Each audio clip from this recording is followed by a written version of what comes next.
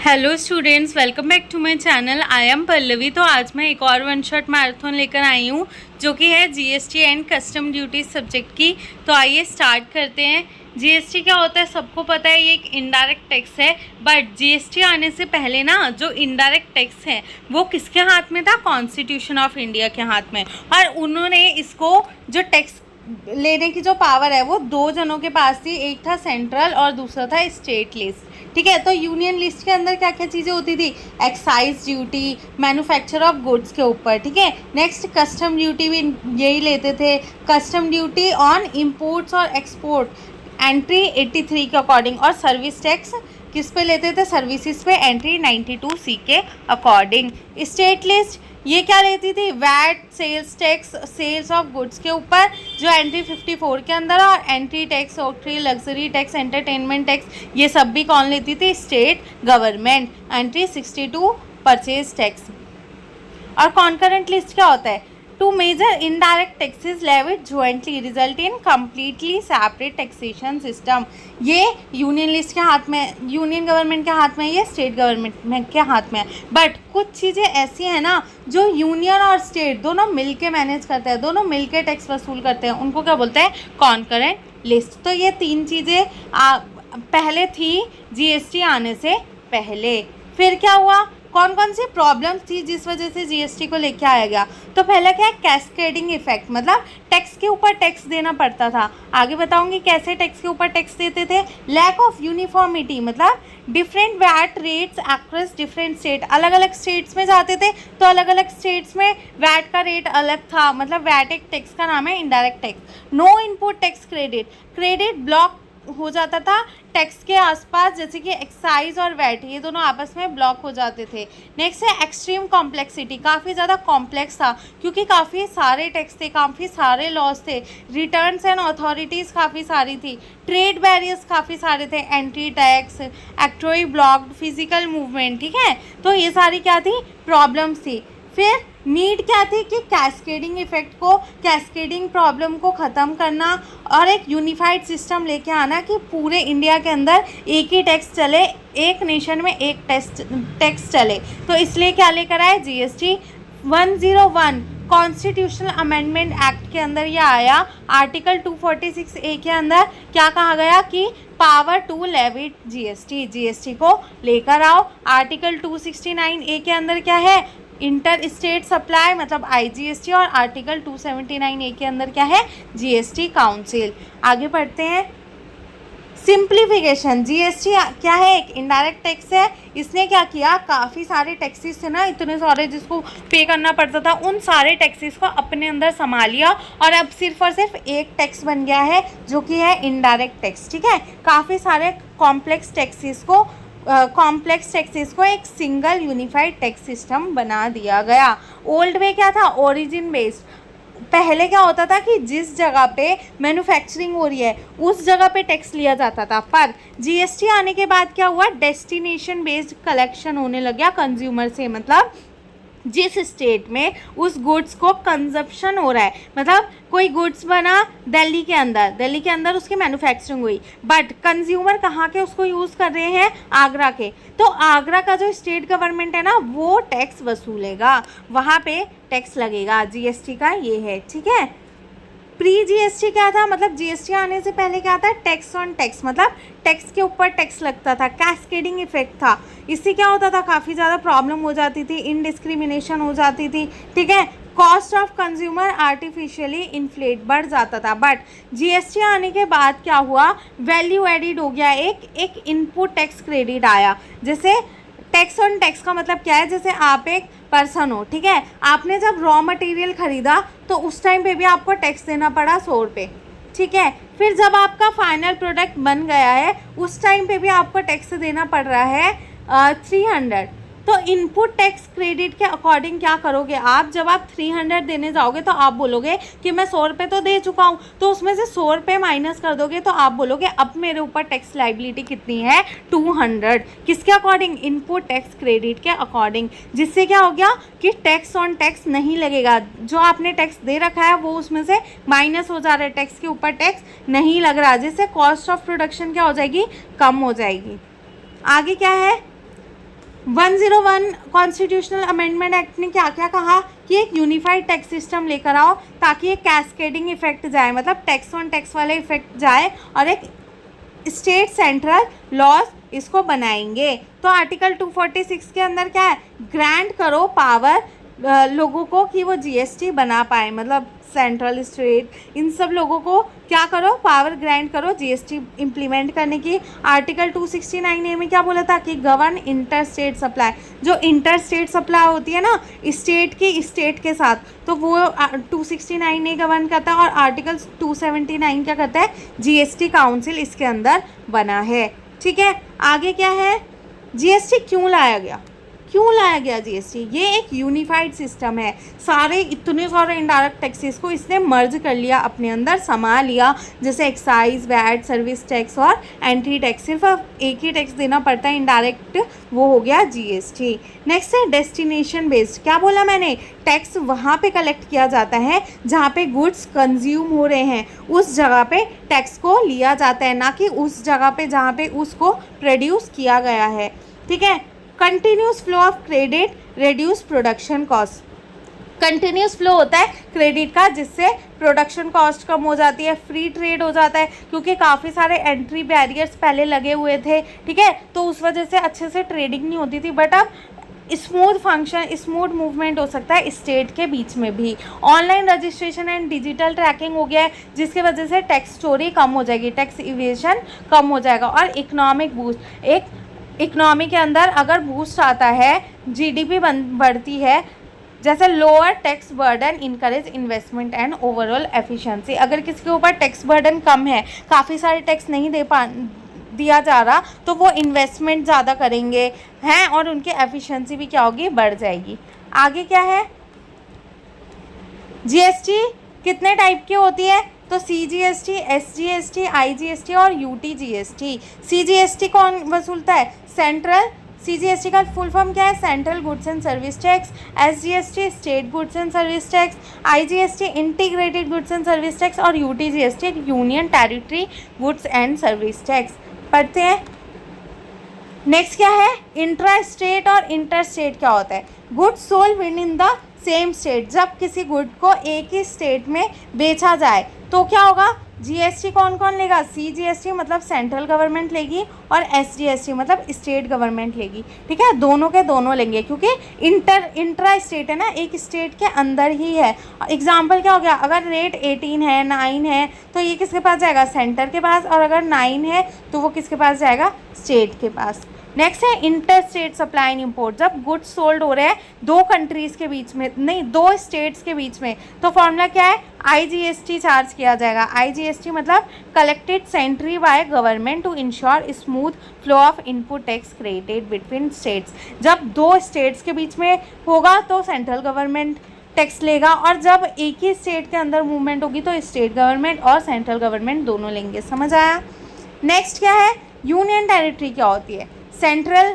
CGST क्या होता है, जो सेंट्रल वसूलता है। एसजीएसटी क्या होता है, जो स्टेट वसूलता है। आईजीएसटी समझ गए क्या होता है। अब क्या है, यूटीजीएसटी, जब इंट्रा स्टेट सप्लाई होता है यूनियन टेरिटरीज के अंदर विदाउट अ लेजिस्लेटर, किसी लेजिस्लेटर के बिना अगर यूनियन टेरिटरीज में सप्लाई हो रहा है, जैसे Chandigarh, Lakshadweep, Andaman and Nicobar island, union territory के बीच में, तो क्या होगा, यूटीजीएसटी रिप्लेस कर देगा, एसजीएसटी की जगह पे यूटीजीएसटी लगेगा। It is charge alongside CGST, CGST के साथ साथ यूटीजीएसटी भी लगेगा।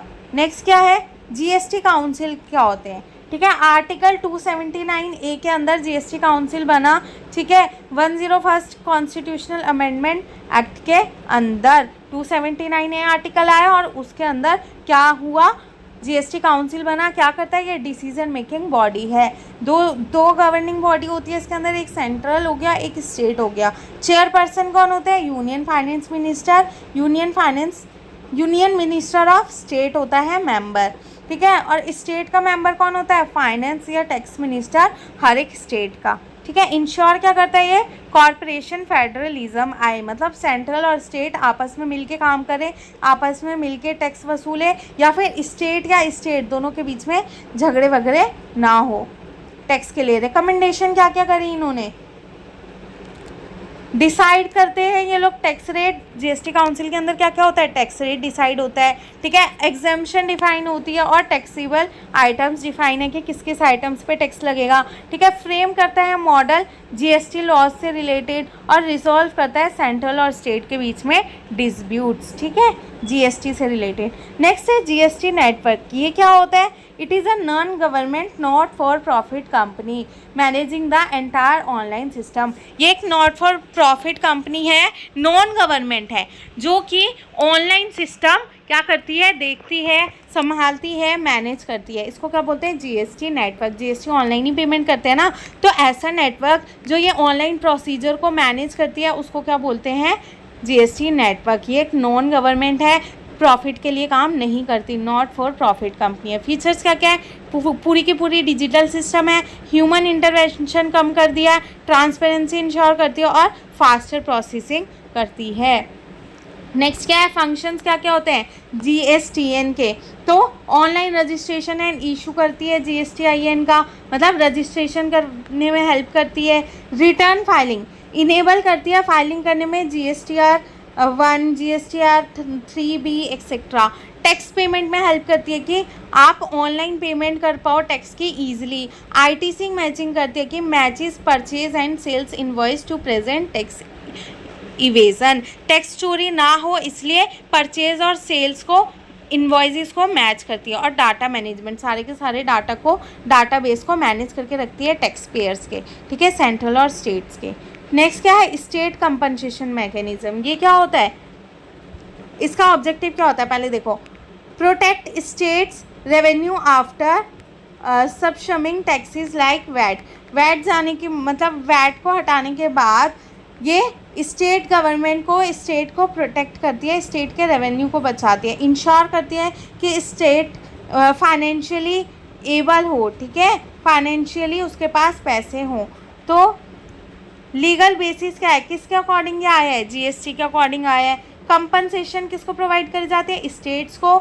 2017 के अकॉर्डिंग क्या एक्ट है, compensation to state act 2013। State को फाइनेंशियल लॉस ना हो इसलिए एक एक्ट बना गया जिसके अंदर क्या है, स्टेट्स को कंपनसेशन प्रोवाइड की जाती है फॉर 5 ईयर्स, जुलाई 2017 से जुलाई 2022 तक के लिए, ठीक है। जीएसटी कंपनसेशन फंड क्या है, क्रिएटेड बाय सेंटर के द्वारा क्रिएट किया गया है, ठीक है। कंपनसेशन सेस के द्वारा इसको फंडेड किया जाता है। तो वो कंपनसेशन सेस कहाँ कहाँ से आता है, टोबैको से, पान मसाला से, कोल से और लग्जरी कार से। इन सारे सेस को जोड़ के एक जगह पे ला के क्या बना दिया है, जीएसटी कंपनसेशन फंड। कौन बनाता है, ये सेंटर बनाती है और जो पैसे आते हैं वो किसको देती है, स्टेट्स को।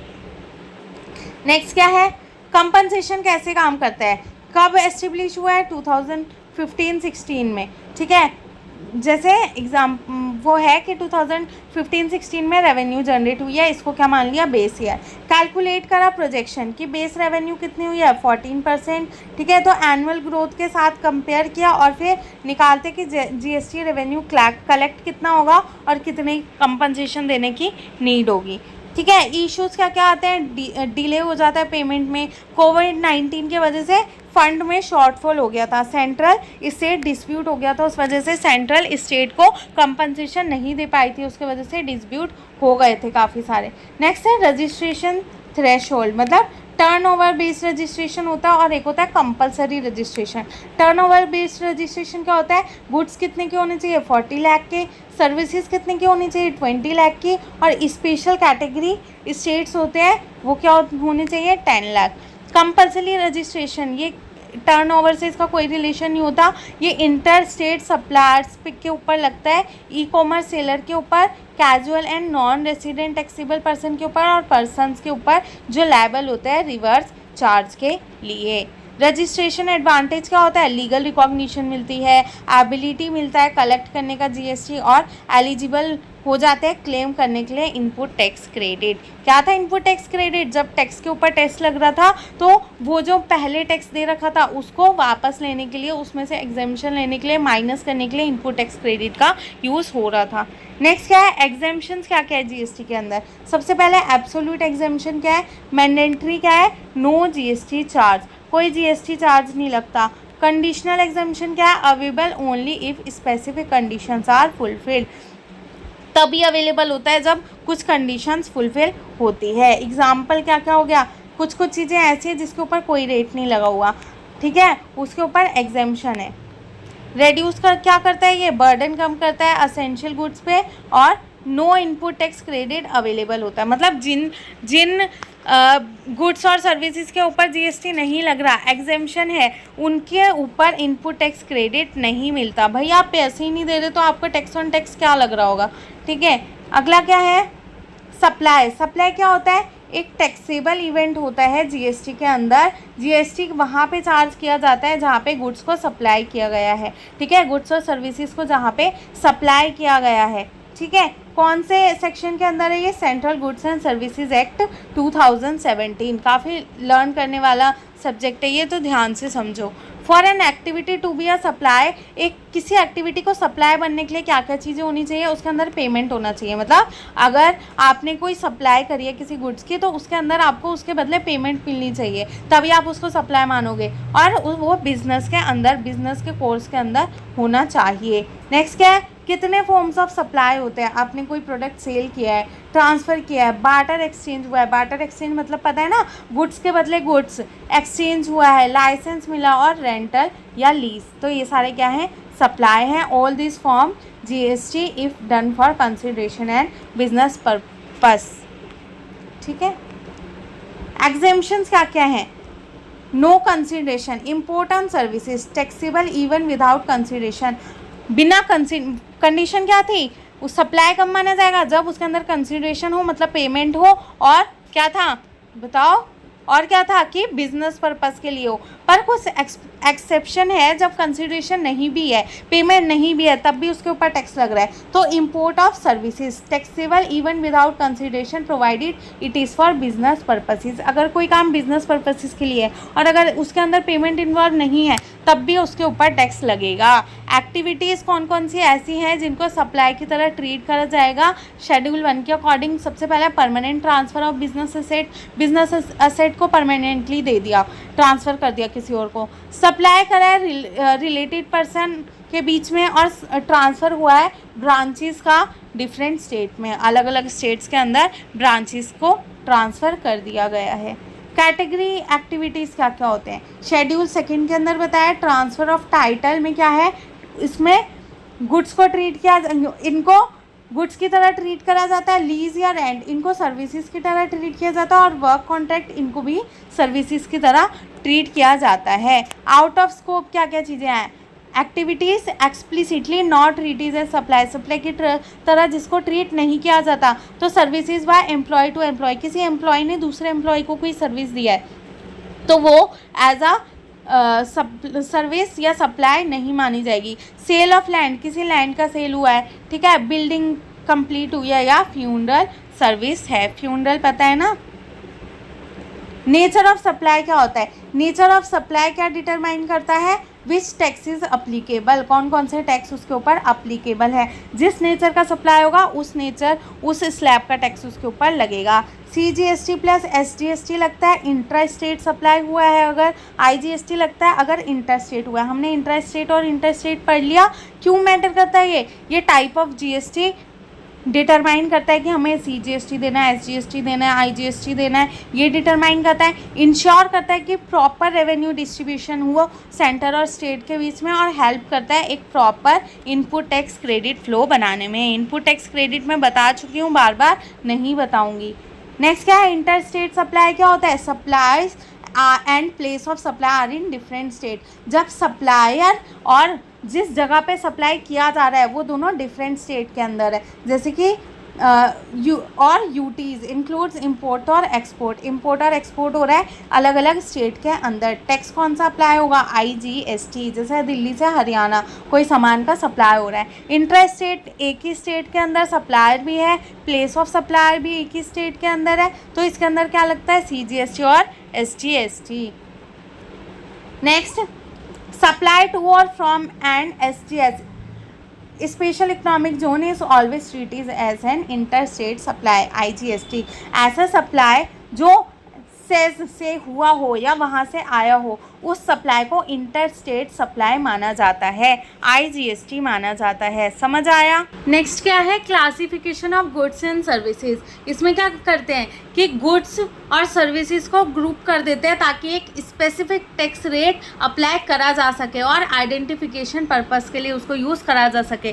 सेम नेचर के गुड्स को एक ग्रुप में कर दिया, ठीक है, सेम नेचर के सर्विसेज को एक ग्रुप में कर दिया ताकि उसका टैक्स रेट डिसाइड कर सके और उसको आइडेंटिफाई कर सके, पहचान सके। तो 4 पिलर्स हैं क्लासिफिकेशन करने की। करेक्ट टैक्स रेट अप्लाई करने में हेल्प करता है, लीगल डिस्प्यूट्स को अवॉइड करता है, ठीक है, इंपॉर्टेंस है कि क्या क्या फ़ायदे होते हैं, सिस्टमैटिक यूनिफॉर्मिटी आती है और स्ट्रिक्ट कंप्लायंस में हेल्प करता है। नेक्स्ट क्या है, क्लासिफिकेशन ऑफ गुड्स, किसके सिस्टम, कौन से सिस्टम के अकॉर्डिंग गुड्स का क्लासीफाई होता है। तो कोड सिस्टम क्या है, HSN, मतलब harmonise system of nomenclature. Features का क्या है, ये एक इंटरनेशनल सिस्टम है, इसमें न्यूमेरिक कोड यूज़ किए जाते हैं, मतलब सेम नेचर ऑफ गुड्स के लिए एक कोड दे दिया 2, अलग नेचर ऑफ गुड्स के लिए एक कोड दे दिया 4, ठीक है। डिटरमाइन करता है specific GST rate physical item के लिए, फिजिकल आइटम के लिए ये रेट डिसाइड करता है GST का। जैसे एग्जांपल हो गया फूड आइटम्स को एक अलग कोड दे दिया, इलेक्ट्रॉनिक को एक अलग कोड दे दिया। क्लासिफिकेशन ऑफ सर्विस, इसका कोड क्या है, SAC, service accounting code. Features क्या है इसके, स्पेसिफिकली सर्विस आइडेंटिफिकेशन के लिए यूज़ होता है, सर्विस को पहचानने के लिए यूज़ होता है, GST रेट डिटर्मिनेशन में भी इसका हेल्प होता है, जैसे बैंकिंग हो गया, ट्रांसपोर्ट हो गया और प्रोफेशनल सर्विसेज हो गए, ठीक है। ये सारा का सारा लिखा हुआ है जो अभी तक हमने पढ़ा है। नेक्स्ट क्या है, कंपोजिट सप्लाई। कंपोजिट सप्लाई क्या होती है, एक आइटम नहीं सप्लाई किया जाता, उसके साथ 2-3 आइटम और जुड़े होते हैं, जैसे कि लिखा है ना, नेचुरली बंडल्ड होते हैं, नेचुरली बंडल्ड होते हैं, उनको अलग नहीं किया जा सकता। सप्लाई टुगेदर, एक साथ सप्लाई होता है उनका, ठीक है। और principal supply, 1 item gives the essential character, उनमें से एक आइटम ऐसा होता है जो मेन रोल प्ले करता है। एग्जाम्पल देखो, एक मोबाइल फ़ोन आपने ख़रीदा तो उसके साथ चार्जर और ईयरफोन्स तो आएंगे ही ना, तो ये क्या है, कंपोजिट सप्लाई। अब सारे के सारे सप्लाई पे जो टैक्स लगेगा वो एक ही टैक्स लगेगा, पर इसमें से जो मेन आइटम है उसका, तो मेन आइटम क्या है, मोबाइल फ़ोन, तो जो मोबाइल फ़ोन पे जो टैक्स स्लैब लगा होगा वही टैक्स स्लैब सब पे लगेगा, एक ही लगेगा, ठीक है। सेकेंड एग्जाम्पल क्या हो गया, transportation of goods plus insurance, अलग तो नहीं कर सकते इसको, तो ट्रांसपोर्टेशन क्या है, प्रिंसिपल, मतलब ट्रांसपोर्टेशन मेन है। नेक्स्ट है मिक्स सप्लाई, ये क्या होती है, आर्टिफिशियल कॉम्बिनेशन होते हैं, मतलब हम लोग बनाते हैं, नेचुरली बंडल नहीं होती, सिंगल प्राइस होता है सबका और कोई प्रिंसिपल सप्लाई नहीं होता। वहाँ पे प्रिंसिपल सप्लाई क्या था, मोबाइल फ़ोन, बट यहाँ पे कोई प्रिंसिपल सप्लाई नहीं होता। एग्जाम्पल क्या हो गया इसका, जैसे कि गिफ्ट हैम्पर दे रहे हो, तो ये गिफ्ट हैम्पर हम खुद बनाते हैं ना कि इस हैम्पर के अंदर क्या क्या चीज़ें डालनी है, ठीक है। तो रूल क्या है, entire supply is tax at the highest GST rate among all taxes, जितने भी टैक्सेस है ना उनमें से जो सबसे ज़्यादा हाईएस्ट है, ठीक है, वो चार्ज किया जाता है इसके ऊपर। नेक्स्ट क्या है, कंपोजिट और मिक्स के अंदर डिफरेंस बिटवीन, ये नेचुरली बंडल्ड होते हैं, ये नॉट नेचुरली बंडल्ड होते हैं। प्रिंसिपल सप्लाई एग्जिस्ट करती है, डज नॉट एग्जिस्ट करती है। टैक्स रेट प्रिंसिपल सप्लाई पे बेस करता है, ये हाईएस्ट रेट पे बेस करता है सारे टैक्सेस में से। इसका एग्जांपल ट्रांसपोर्ट प्लस इंश्योरेंस और इसका गिफ्ट हैम्पर। समझ आ रहा है ना। इंपॉर्टेंस क्या क्या है GST की, करेक्ट टैक्स लायबिलिटी डिटरमाइन करने में हेल्प करता है, डिस्प्यूट्स अवॉइड करने में हेल्प करता है टैक्स अथॉरिटीज़ के बीच में, कभी कभी सेंट्रल गवर्नमेंट स्टेट गवर्नमेंट के बीच में डिस्प्यूट हो जाते हैं तो उसको अवॉइड करने में हेल्प करता है, और इंश्योर करता है कि प्रॉपरली लोग इसको फॉलो कर रहे हैं या नहीं कर रहे, ठीक है। आगे क्या है, कंपोजिशन लेवी टैक्स, ये क्या होता है, अ सिंप्लीफाइड टैक्सेशन स्कीम, एक सिंप्लीफाइड टैक्सेशन का स्कीम है, किसके लिए, स्मॉल टैक्स पेयर के लिए, under the CGST act 2017। CGST act 2017 के अंदर एक स्कीम बनाई गई जो कि स्मॉल टैक्स पेयर होते हैं, जो कम टैक्स देते हैं, उनके लिए एक स्कीम बनाई गई, उसको क्या बोलते हैं, कंपोजिशन लेवी स्कीम। पे GST at a fix lower rate, GST पे करते हैं बस एक लोअर रेट पे करते हैं। टैक्स कैलकुलेट होता है टर्नओवर के बेसिस पे, ना कि वैल्यू ऑफ सप्लाई के बेसिस पे। सिंप्लीफाइड कंप्लायंसेस मतलब रेड्यूस कर देता है स्मॉल टैक्स पेयर का बर्डन। कौन कौन एलिजिबल होता है, जिसकी टर्नओवर 1.5 करोड़ से कम है, वो इसमें एलिजिबल होते हैं। ₹75 lakh for special category states, कुछ स्पेशल कैटेगरी के अंदर स्टेट्स रखे गए हैं तो उसके अंदर ₹75 लाख है। आगे क्या है, टैक्स रेट्स क्या क्या हैं, ठीक है। मैन्युफैक्चरर्स पे टाइप्स ऑफ बिजनेस के अकॉर्डिंग टैक्स रेट लिखे हैं GST के। तो अगर मैन्युफैक्चरिंग का बिजनेस है तो 1% लगेगा, ट्रेडर्स का बिजनेस है मतलब गुड्स सप्लायर्स का तो 1% है, रेस्टोरेंट है तो 5% और सर्विस प्रोवाइडर हो तो 6% GST पे करना पड़ेगा। आगे क्या है, inter state supply of goods and services, ठीक है। Suppliers through e commerce operator की तरह कौन कौन सी चीज़ें हैं जिसको अगर ऑप्ट नहीं करा तो क्या प्रॉब्लम आएगी, ठीक है, वो है नॉन टैक्सेबल गुड सप्लाई। कुछ सप्लायर्स ऐसे होते हैं जो नॉन टैक्सेबल होते हैं, और कैजुअल और नॉन रेसिडेंट टैक्सेबल पर्सन, ऐसे पर्सन होते हैं जो यहाँ रह नहीं रहे, ठीक है, कैजुअल लोग होते हैं। तो ये सारी चीज़ें, और अदर कंडीशन क्या क्या है, कैन नॉट क्लेम, ये लोग इनपुट टैक्स क्रेडिट क्लेम नहीं कर सकते, GST फ्रॉम कस्टमर से कलेक्ट नहीं कर सकते, और मेंशन करना होता है composition taxable person on invoice के ऊपर इनको मेंशन करना पड़ता है। एडवांटेजेस क्या क्या है, टैक्स रेट कम कर देता है, ठीक है, सिंपल कंप्लायंस कर देता है, और रिकॉर्ड कीपिंग कम कर देता है, और सुइटेबल होता है स्मॉल बिजनेस के लिए। डिसएडवांटेज क्या क्या है, नो इनपुट टैक्स क्रेडिट, कोई इनपुट टैक्स क्रेडिट नहीं मिलता, can not issue tax invoice, suitable नहीं है एक ग्रोइंग बिजनेस के लिए, और लिमिटेड स्कोप है, मतलब रिस्ट्रिक्शन लगी हुई है। पर्पस क्या क्या है इस स्कीम का, इनकरेज करता है स्मॉल बिजनेस को, रेड्यूस करता है कंप्लायंस बर्डन, और इंक्रीज करता है टैक्स बेस, ठीक है। ये सारे ना कंडीशंस होंगे ये वाले।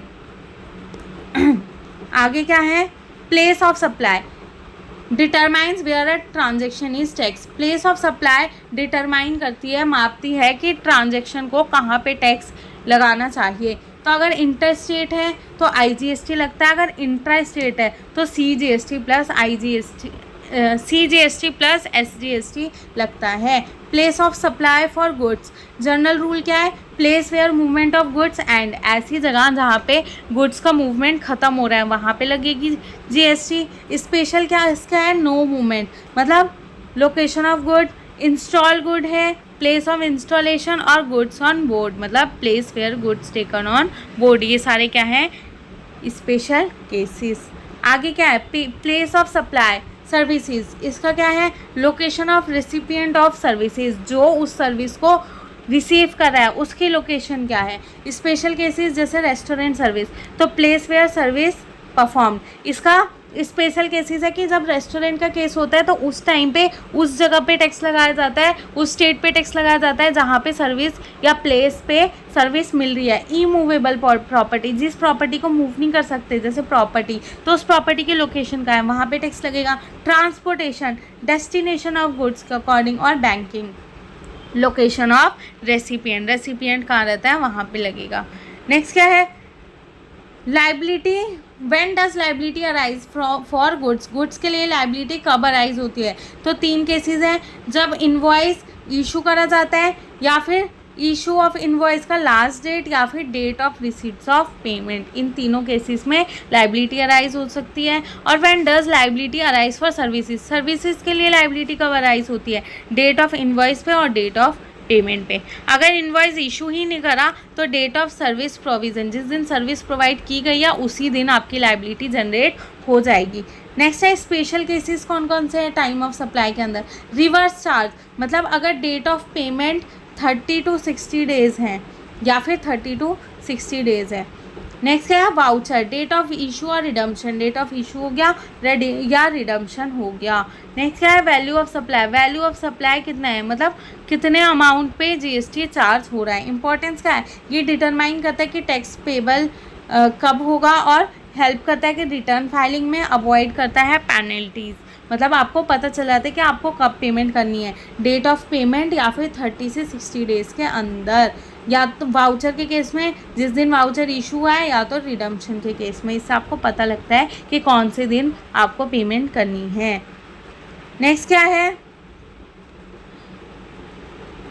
16 एंड 17 सेक्शन के बारे में पढ़ेंगे। तो इसका कोर फोकस क्या है, value of supply and input tax credit. पढ़ते हैं आगे।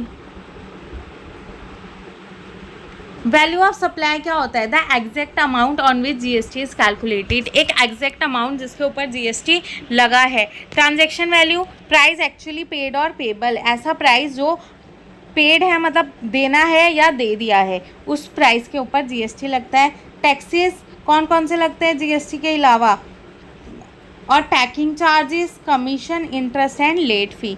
जीएसटी इटसेल्फ लगता है। Discount must be given before at supply and recorded in invoice, अगर डिस्काउंट दिया है तो वो सप्लाई से पहले दो या सप्लाई के टाइम पे दो और इनवॉइस के अंदर रिकॉर्ड करो। स्पेशल वैल्यूएशन केसेस भी होते हैं। Related parties open market value होता है, ठीक है, स्पेशल केसेस में। फ्री सप्लायर्स होता है और एक्सचेंज बार्टर सिस्टम भी होता है। ये सारे क्या है, स्पेशल केसेस। एप्लीकेशन क्या है, प्राइस अगर 10,000 है, पैकिंग पे अगर आपको 500 लग गया तो वैल्यू ऑफ सप्लाई कितनी हो गई, 10,500। समझ आया वैल्यू ऑफ सप्लाई कैसे कैलकुलेट करते हैं, ये सारी चीज़ें इन्वॉल्व होती है, पैकिंग चार्ज, कमीशन। आगे क्या है, क्यों ज़रूरी है, ये करेक्ट होता है टैक्स कैलकुलेशन, अवॉइड करता है कम या ज़्यादा पेमेंट, और इंश्योर करता है कंप्लायंसेस कि लोग फॉलो कर रहे हैं।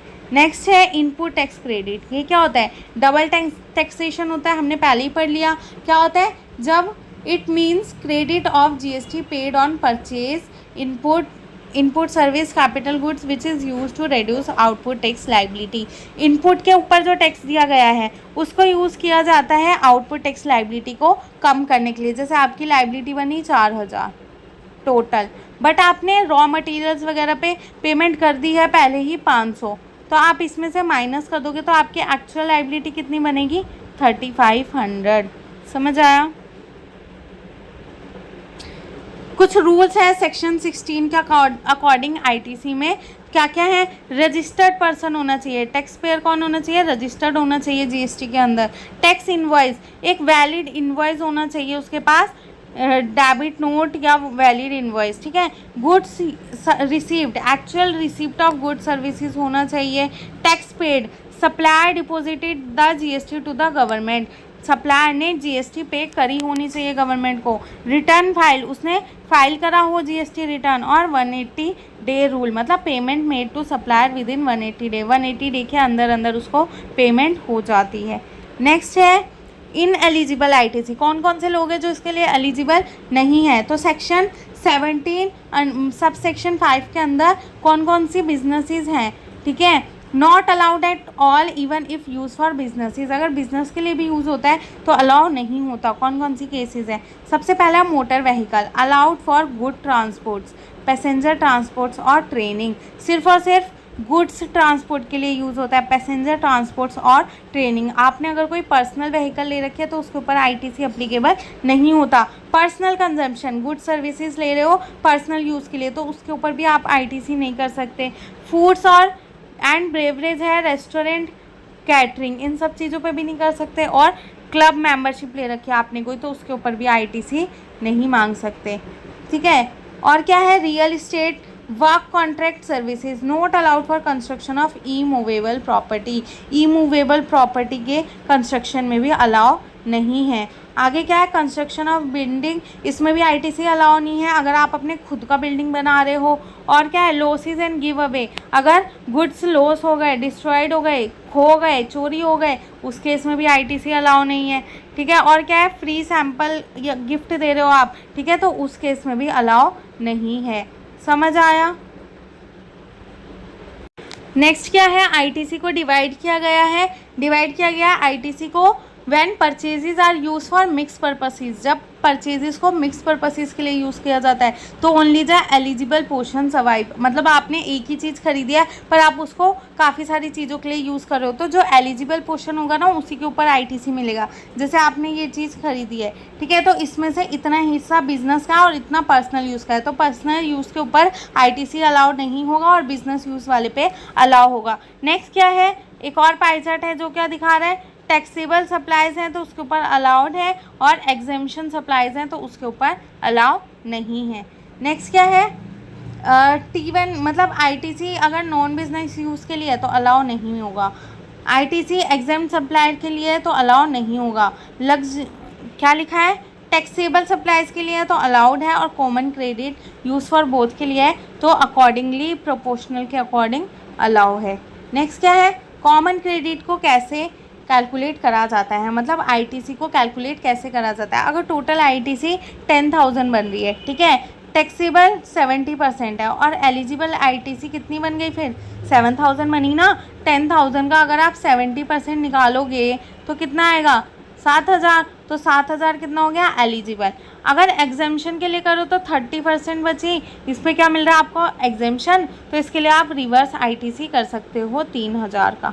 इंश्योर क्या करता है ये, fair credit and strictly prevent misuse of ITC system, ITC system का मिसयूज ना हो इस वजह से ऐसे होता है, ठीक है। Next, ITC on capital goods, capital goods के ऊपर कैसे आईटीसी लगता है, assets use in business whose value is capitalized in book, ऐसी असेट्स जो बिजनेसेस में यूज़ हो रही है और जिनकी वैल्यू बुक के अंदर लिखी हुई है, आईटीसी पूरा अलाउ होता है 100% exact same year of purchase, जिस ईयर में उसको ख़रीदा गया है। नो डेप्रीशिएशन अलाउ होता है अगर आईटीसी क्लेम कर दिया, you can not double dep, आपको आप डेप्रीशिएशन अलाउ, मतलब डेप्रीशिएशन उसके ऊपर चार्ज नहीं कर सकते अगर आपने आईटीसी ले लिया है। समझ आया। नेक्स्ट क्या है, when capital goods are use for mix purposes, अगर कैपिटल गुड्स को भी मिक्स पर्पसेस के लिए यूज़ करें तो क्या होगा, अगर आप बिजनेस के लिए भी यूज़ कर रहे हो, पर्सनल के लिए भी यूज़ कर रहे हो, टैक्सेबल और एग्जेम्प्ट के लिए भी यूज़ कर रहे हो, मतलब टैक्स भी है और एग्जेम्प्ट भी है, मतलब उसके ऊपर टैक्स कोई नहीं देना, तो क्या होता है 5 ईयर्स का टाइम होता है, उसके अकॉर्डिंग क्या है, टोटल आईटीसी कितना बनेगा आपका 60 मंथ होगा is equal to monthly ITC. आप टोटल आईटीसी को 60 मंथ से क्या करोगे, डिवाइड करोगे, इससे आपका मंथली आईटीसी आ जाएगा। 5 ईयर्स में 60 मंथ होते हैं, 12 इंटू में 5 करोगे तो आपको पता चल जाएगा 60 मंथ होते हैं, ठीक है। तो टोटल आईटीसी जितनी आपकी बनी है उसको 60 मंथ से डिवाइड करोगे तो आपको मंथली आईटीसी पता चल जाएगी। फिर आप एग्जैक्ट पोर्शन चेक करोगे कि जो एग्जेम्प्ट है और जो नॉन बिजनेस यूज़ के लिए यूज़ हो रहा है, ठीक है, उस मंथ के लिए, और फिर रिवर्स एवरी सिंगल मंथ, और फिर हर सिंगल मंथ में रिवर्स कर दोगे। कंप्लीट जीएसटी जर्नी कैसी है, डिटरमाइन करते हैं वैल्यू ऑफ सप्लाई, कैलकुलेट करते हैं ग्रॉस जीएसटी लाइबिलिटी, ठीक है, आईटीसी रूल के लिए अप्लाई करो और अपॉर्चमेंट करो और नेट जीएसटी पेबल करो गवर्नमेंट को। सबसे पहले क्या है, ट्रांजैक्शन वैल्यू, एडिशन जो कमीशन वगैरह पे करी है, ट्रांसपोर्टेशन कॉस्ट लगाई, ये सारी चीज़ें डिटरमाइन करते हैं। उसके बाद ग्रॉस जीएसटी लाइबिलिटी को मापा जाता है, कैलकुलेट किया जाता है। फिर आईटीसी रूल्स को अप्लाई कर रहे हो नहीं कर रहे हो वो चेक करते हैं, ठीक है। सेक्शन 16 के अकॉर्डिंग अगर फेल हो जाते हो या सेक्शन 17(5) के अंदर हिट हो जाते हो तो आप ब्लॉक लिस्ट हो जाते हो या डेड एंड हो जाता है। उसके बाद पास करता है कंडीशंस, आगे फॉरवर्ड करता है बी, अगर आप आईटीसी रूल्स के अकॉर्डिंग पास कर गए, ठीक है, तो आपको आगे पास कर दिया गया जाता है। फिर आप अपोर्चमेंट करते हो, मतलब आपका स्प्लिट होता है T1, T2, T3, C1 के अकॉर्डिंग, ठीक है, और फिर उसके बाद आप जीएसटी पेबल करते हो गवर्नमेंट को। नेक्स्ट क्या है, आईटीसी ऑन कैपिटल गुड, जैसे मशीन है 60,000 की, मंथली आईटीसी आपने निकाले 60,000 को 60 से डिवाइड करके तो कितना आया 1,000। अगर 20% यूज़ किया है एग्जेम्प्ट सप्लाई के लिए तो आप क्या करोगे, 20% निकालोगे इसका तो 200 पर मंथ आ गया, ठीक है। तो स्पेशल केसेस क्या है, use for exempt supply only, तो कोई भी आईटीसी अलाउ नहीं होगा। अगर आपने सिर्फ एग्जेम्प्ट सप्लाई के लिए यूज़ किया है तो आईटीसी अलाउ नहीं होगा। अगर आपने टैक्सेबल सप्लाई के लिए यूज़ किया है तो फुली आईटीसी अलाउ होगा, ठीक है। और अगर आप बोथ के लिए कर रहे हो तो बैलेंस रिवर्स होगा, मतलब जितने के लिए होना चाहिए उतने के लिए आपको आईटीसी मिलेगा।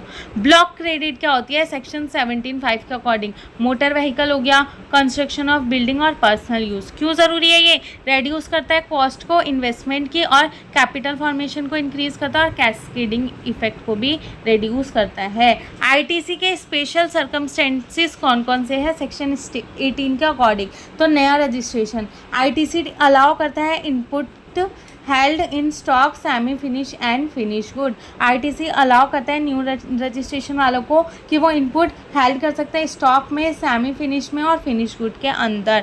Switching from composition to regular, मतलब ITC on input stock, semi finish, capital goods reduce by 1%। 1% से आईटीसी क्या कर दिया जाता है?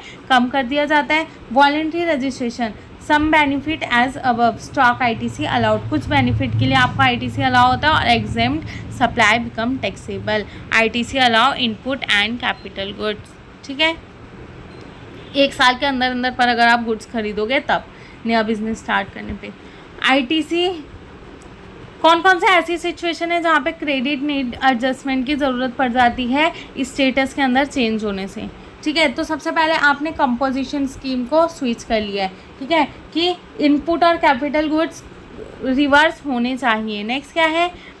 Taxable supply become exempt, taxable supply exempt हो गए तो आईटीसी क्या हो जाएगी? रिवर्स हो जाएगी। या तो आपने क्या कर लिया? रजिस्ट्रेशन ही कैंसिल कर ली, तो आईटीसी जो स्टॉक और कैपिटल गुड्स पे लगी थी ना वो अब हट जाएगी। टाइम लिमिट कितना होता है? ITC must be claimed with in 30 days. 30 days के अंदर अंदर आपको आईटीसी क्लेम करनी होती है, ठीक है, फॉर बिकमिंग एलिजिबल, एलिजिबल होने के लिए। आगे क्या है? सेक्शन 9 के अकॉर्डिंग क्या कहा है? आरसीएम के अंदर, मतलब रिवर्स चार्ज मैकेनिज्म के अंदर, रेसिपिएंट जो है गुड्स और सर्विसेज का वो लायबल है कि वो जीएसटी पे करे। सप्लायर को जीएसटी पे नहीं करना होता। कौन पे करता है? जो उसको ले रहा है, मतलब जो जिसको गुड्स एंड सर्विसेज मिल रही है। किसके अंदर? जो हमने पढ़ा ना रिवर्स कैसे कैसे करते हैं, तो इन सारे केसेस के अंदर। स्टैंडर्ड्स का क्या है? सप्लायर पे करेगा GST, RCM goods and services recipient किसको देगा? सप्लायर किसको देगा? रेसिपिएंट को, और रेसिपिएंट फिर क्या करेगा? लायबल हो जाएगा जीएसटी पे करने के लिए। इंपॉर्टेंस क्या है? इंश्योर करता है टैक्स कलेक्शन, कवर करता है अनऑर्गेनाइज सेक्टर को, और टैक्स इवेशन, टैक्स की चोरी को कम करता है। ठीक है, एग्जाम्पल क्या है? एक कंपनी ने लीगल सर्विस ली एक एडवोकेट से, एडवोकेट ने जीएसटी कंपनी के ऊपर, मतलब एडवोकेट ने उस जीएसटी को पे नहीं करा। किसने पे किया? जिसने वो सर्विस ली, ठीक है, तो कंपनी ने वो पेमेंट करी। टाइप्स क्या क्या है इसके? सबसे पहले स्पेसिफिक गुड्स एंड सर्विसेज, जैसे नोटिफाइड बाय गवर्नमेंट, गवर्नमेंट ने जो नोटिफाइड कर रखा है, लीगल सर्विस एडवोकेट से, ट्रांसपोर्ट एजेंसी 67(1) के अकॉर्डिंग, और अनरजिस्टर्ड टू रजिस्टर्ड, अगर if registered person buy from unregistered, एक रजिस्टर्ड पर्सन है अनरजिस्टर्ड पर्सन से खरीदा है, तो टैक्स कौन देगा? रेसिपिएंट देगा। Limited applicability as per latest amendment, अगर कोई लेटेस्ट अमेंडमेंट हुआ है तो उसके अकॉर्डिंग लिमिटेड एप्लीकेबिलिटी है। फीचर्स क्या क्या है आरसीएम के? रेसिपिएंट टैक्स पे करते, जीएसटी पे करता है। एक सेल्फ इनवॉइस इशू करना काफ़ी ज़्यादा ज़रूरी होता है। टैक्स या तो कैश में पे होना चाहिए, ये आईटीसी मतलब can not be paid through ITC, ITC के थ्रू टैक्स पे नहीं होना चाहिए, और आईटीसी बाद में क्लेम कर सकते हैं। नेक्स्ट क्या है?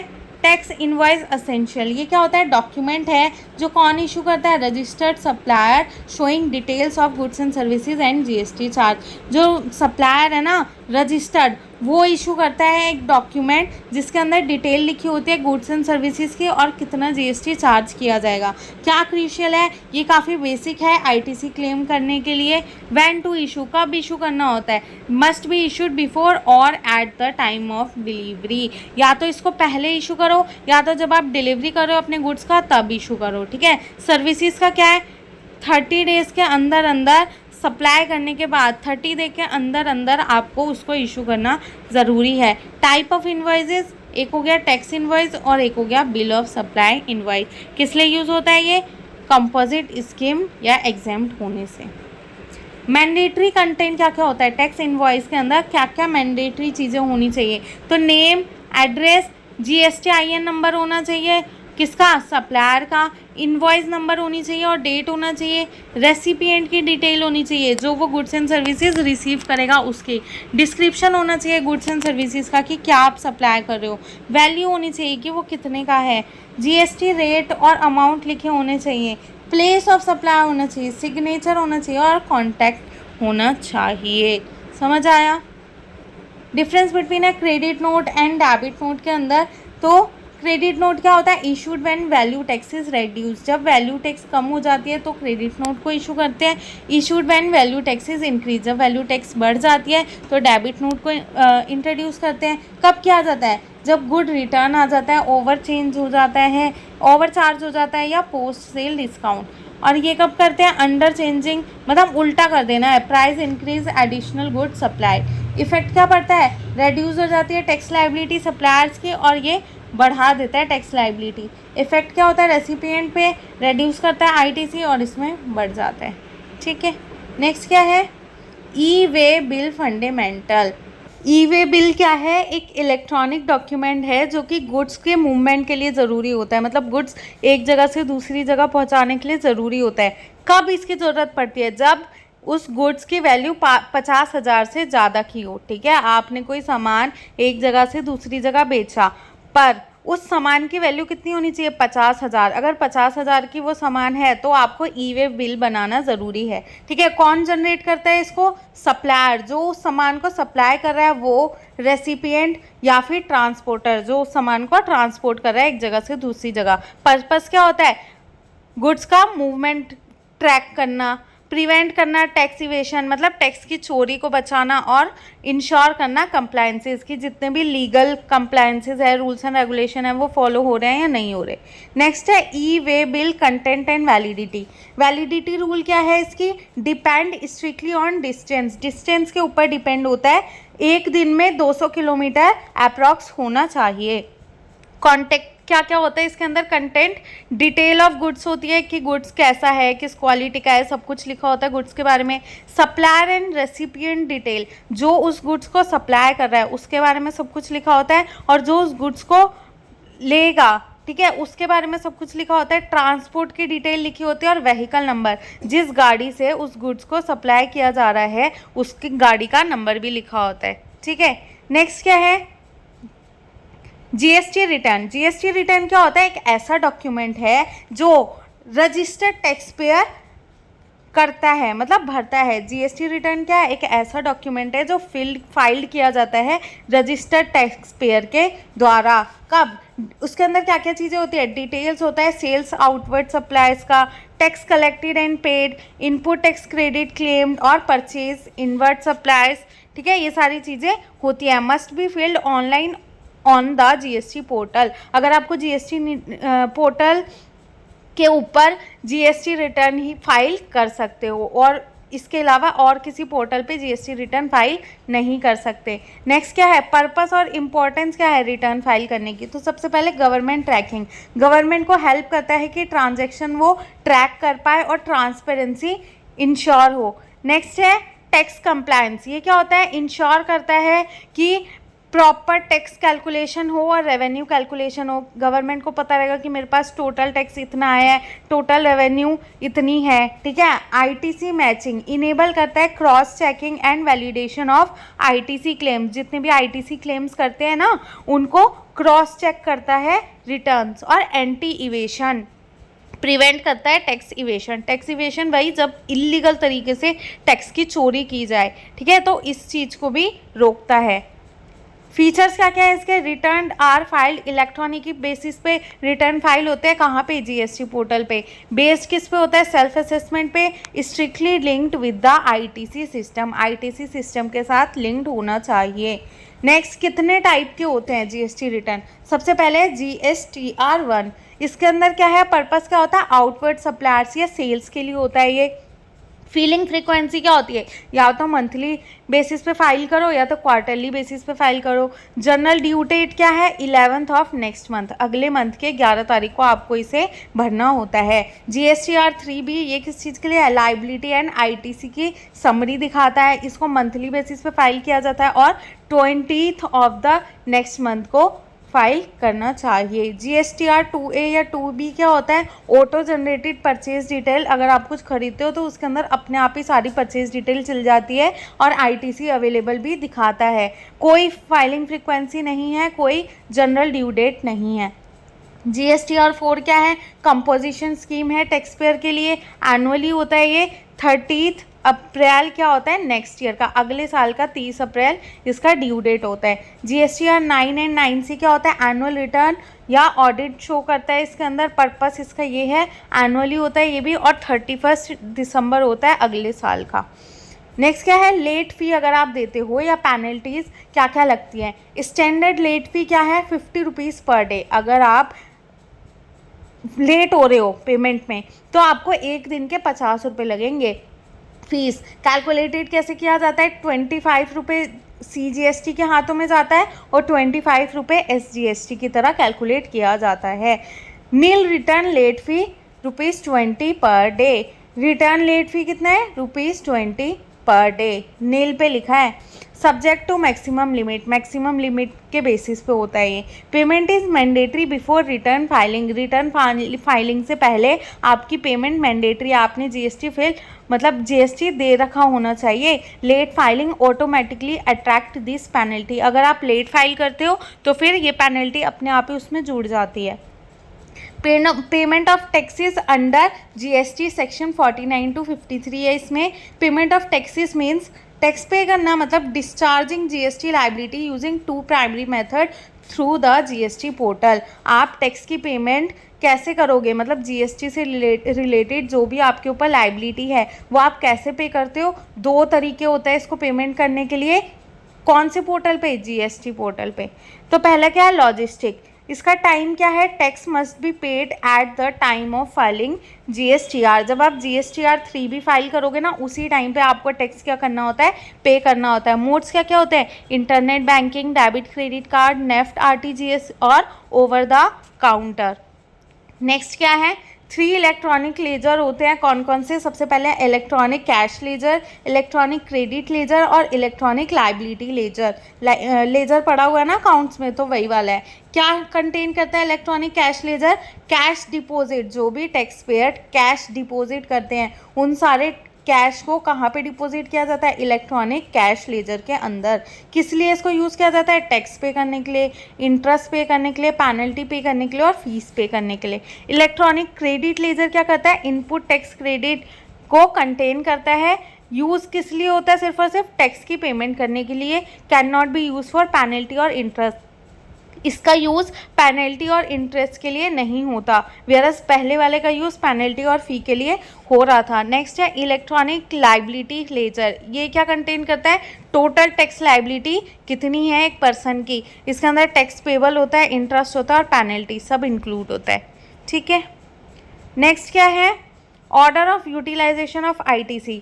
तो पहला IGST क्रेडिट वाटरफॉल। इसका फर्स्ट क्या है? सबसे पहले IGST होता है, फिर CGST होता है और फिर SGST होता है। CGST क्रेडिट वाटरफॉल कैसा होता है? सबसे पहले CGST फिर IGST, इसके अंदर SGST नहीं होते। और नेक्स्ट क्या है? SGST क्रेडिट वाटरफॉल, इसके अंदर SGST IGST, इसके अंदर CGST नहीं होते। समझ आया ITC का यूटिलाइजेशन का ऑर्डर कैसा है?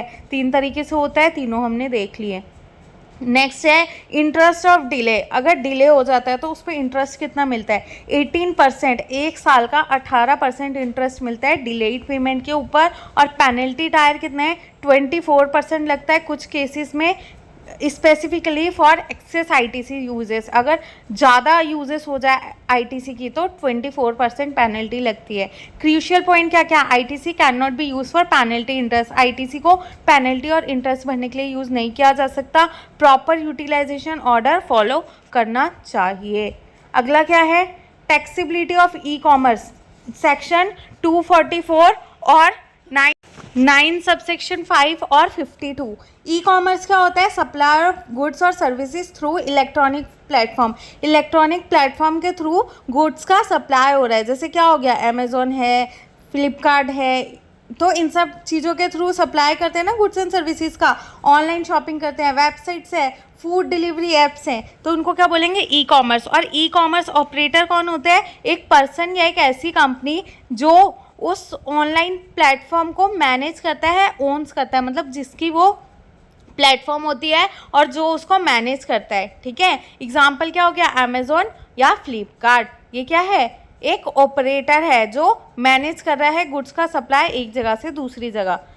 रजिस्ट्रेशन काफ़ी ज़्यादा मैंडेटरी होता है ई कॉमर्स ऑपरेटर के लिए। अगर कोई ऑनलाइन बिजनेस करना चाहता है तो उसको रजिस्ट्रेशन करवाना काफ़ी ज़्यादा ज़रूरी है। कौन कौन जीएसटी पे करता है, नॉर्मल सिनेरियो में सप्लायर किसको देता है, प्लेटफॉर्म को, और प्लेटफॉर्म किसको देती है, कस्टमर को। तो supplier sale through platform, platform के जरिए सप्लायर बेचता है अपना सामान, तो liability supplier is liable to pay GST, supplier को जीएसटी पे करना पड़ता है। ECO act purely as an intermediary. Next क्या है, रिवर्स चार्ज, सेक्शन 9 सबसेक्शन 5 के अंदर कुछ केसेस के अंदर लीगल बर्डन शिफ्ट हो जाता है। Liability, ECO is liable to pay GST not the supplier, supplier को यहाँ पे जीएसटी पे नहीं करनी पड़ती है। एग्जाम्पल कैसे हो गया, पैसेंजर ट्रांसपोर्ट, जैसे Uber page instead of drivers, Uber पे करता है ना कि ड्राइवर पे करता है, मतलब वो प्लेटफॉर्म पे करता है। Accommodation services, fast delivery service page, मतलब जोमेटो पे करेगा फास्ट डिलीवरी सर्विस के लिए, फूड डिलीवरी सर्विस के लिए, ना कि रेस्टोरेंट, मतलब जो बीच में मीडिएटर है ना, प्लेटफॉर्म है, वो जीएसटी का पेमेंट करता है। Tax collection at source, TCS mechanism, ये क्या होता है, 1% टीसीएस लगता है किस पे, उसमें से 0.5 किसके पास जाता है, सीजीएसटी पे, और 0.5 किसका पार्ट होता है, एसजीएसटी पे, या फिर 1% आईजीएसटी। ठीक है, और eco must collect tax on behalf of government, eco collect करता है टैक्स गवर्नमेंट के बिहाफ पे। टीसीएस का 1% डिपॉजिट जाता है विद गवर्नमेंट। क्या क्या होता है इसके अंदर, customer pays, ECO 100%, ECO platform होता है अमेजोन फ्लिपकार्ट, इको डिडक्ट करता है 1% टीसीएस, और बैलेंस पेड टू सप्लायर्स, 99% जो बच जाता है वो सप्लायर को दे दिया जाता है, और गवर्नमेंट सप्लायर्स होते हैं ना, वो क्लेम कर सकते हैं TCS deduction back to input tax credit. ठीक है, नेक्स्ट जीएसटी के बारे में, रिटर्न पहला क्या है, जीएसटीआर 1 सेल से रिलेटेड होता है, 11th तक पे करनी होता है। जीएसटीआर 3B समरी 20 तक, ये वही सब है जो हमने पढ़ लिया, देख लेना एक बार। नेक्स्ट है e commerce and GST. E commerce operator कौन होते हैं, कंपलसरी रजिस्ट्रेशन इनको करानी होती है, जैसे अमेजोन फ्लिपकार्ट हो गए तो इनको कंपलसरी रजिस्ट्रेशन करवाना ज़रूरी होता है। और सप्लायर्स कौन होते हैं, जो इन प्लेटफॉर्म के ऊपर अपना सामान बेच रहे होते हैं, तो इनको भी कंपलसरी रजिस्ट्रेशन करवाना होता है। Not allowed for such supplier, मतलब कंपोजिशन स्कीम इन लोगों के लिए नहीं होती। रिटर्न कौन कौन से होते हैं, इनको कौन कौन से रिटर्न फाइल करने होते हैं, जीएसटीआर 8 टीसीएस रिटर्न, और सप्लायर्स कौन नॉर्मल रिटर्न फाइल करता है। की पॉइंट्स क्या क्या है, इको में भी liable under RCM, TCS ensure tax tracking, और स्पेशल कंप्लायंस रूल अप्लाई होते हैं।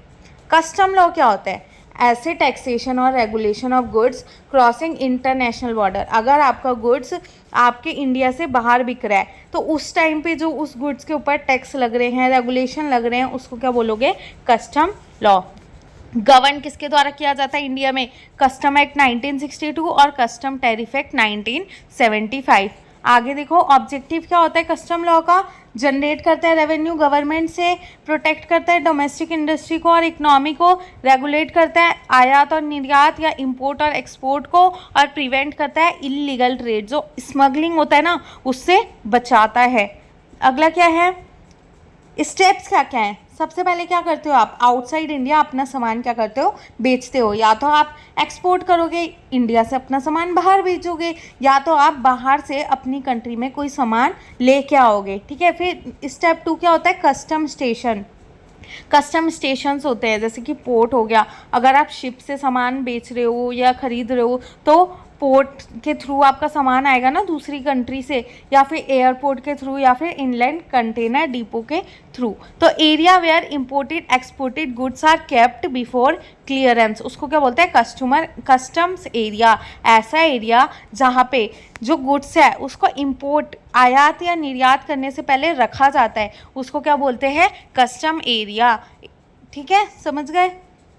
नेक्स्ट क्या है? टेरिटोरियल वाटर्स क्या होते हैं और हाई सीज क्या होते हैं? ऐसा जोन जो 0 से 12 NM के अंदर आता है, मतलब फुल सॉवरेनिटी होती है इसके अंदर, कंप्लीट कंट्रोल होता है इंडियन गवर्नमेंट का।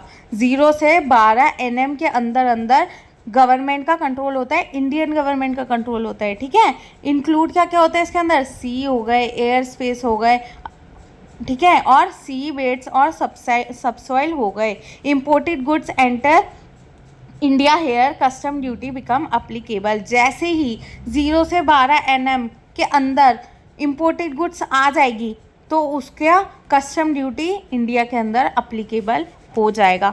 हाई सीज क्या होता है? 12 NM के आगे का जो एरिया है, आउटसाइड जुरिस्डिक्शन, हमारे एरिया के बाहर। तो नो कंट्री हैज़ सॉवरेनिटी, किसी कंट्री की राइट नहीं है उस एरिया पे। ओपन टू ऑल नेशन, हर नेशन के लिए वो एरिया ओपन है। Govern by international law, international law के अकॉर्डिंग उस एरिया को गवर्न किया जाता है। समुद्र के एरिया की बात कर रहे हैं हम। ठीक है, नेक्स्ट है डिफरेंस है सबके बीच में, टेरिटोरियल वाटर और हाई सीज के बीच में।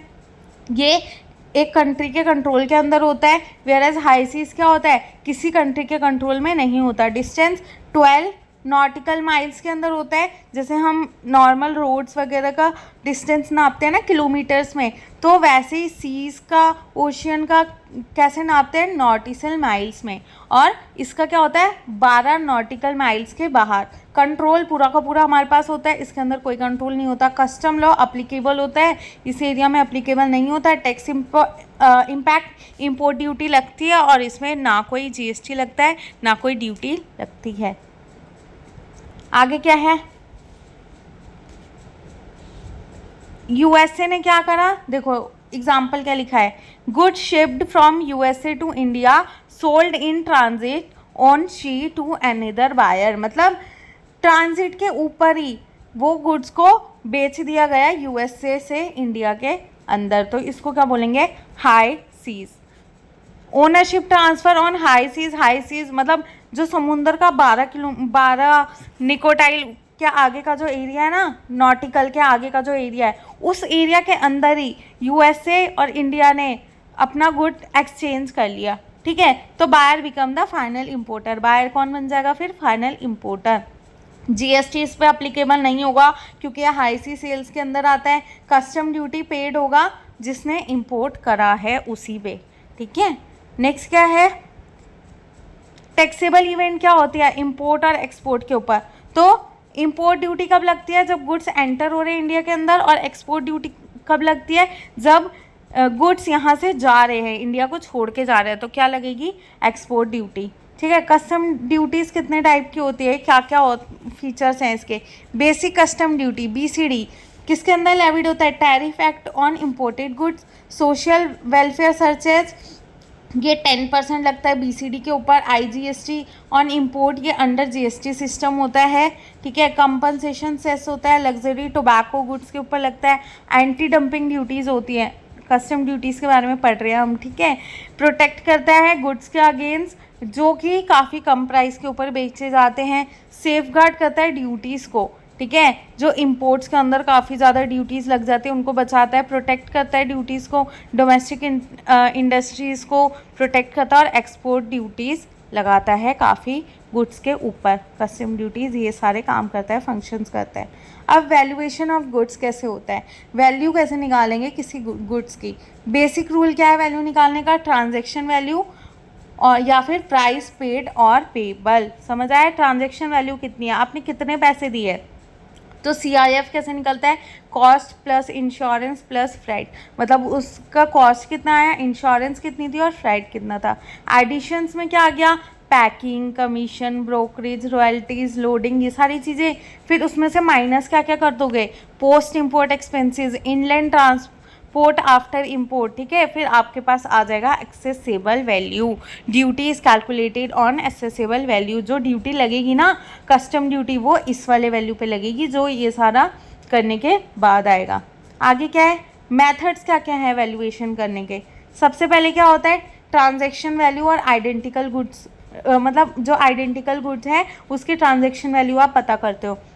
फिर उसी तरीके के गुड्स के सिमिलर गुड्स का ट्रांजैक्शन वैल्यू पता करते हो। फिर डिडक्टिव वैल्यू मेथड यूज़ करते हो, फिर कंप्यूट करते हो वैल्यू मेथड, और फिर रेसिडुअल मेथड अप्लाई करा जाता है इसको इसी सीक्वेंस के अंदर।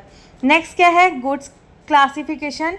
Can not be imported exported. काफ़ी गुड्स हैं जिसके ऊपर प्रोहिबिटेड लगी हुई है कि इन गुड्स को नहीं इम्पोर्ट कर सकते, एक्सपोर्ट कर सकते हैं। रिस्ट्रिक्टेड हैं, सिर्फ परमिशन मिलेगी तभी उनको अलाउ मिलेगा। कुछ गुड्स हैं उनको तो मना ही कर दिया कि भाई इसका तो आप आयात निर्यात कर ही नहीं सकते, इंपोर्ट एक्सपोर्ट कर ही नहीं सकते। और कुछ वो है गुड्स जिनके ऊपर रिस्ट्रिक्शन लगी हुई है कि अगर गवर्नमेंट ने परमिशन दे दी तो आप कर सकते हो। क्लियरेंस प्रोसीजर क्या है, सबसे पहले गुड्स आएंगे, ठीक है, फिर फिल करोगे बिल ऑफ एंट्री को, फिर पेमेंट करोगे ड्यूटी का, और फिर आपको क्लियरेंस मिल जाएगी। दूसरा क्या है, शिपिंग बिल पे करोगे, कस्टम एग्जामिनेशन होगा, क्लियरेंस मिल जाएगी आपको एक्सपोर्ट के लिए। तो हमने GST goods and service tax and custom duty subject भी कंप्लीट कर लिया है। Thank you so much for watching this video. अगर इस वीडियो की PDF चाहिए तो टेलीग्राम चैनल ज्वाइन करें, और वीडियो अच्छी लगे तो please like share and subscribe. Thank you.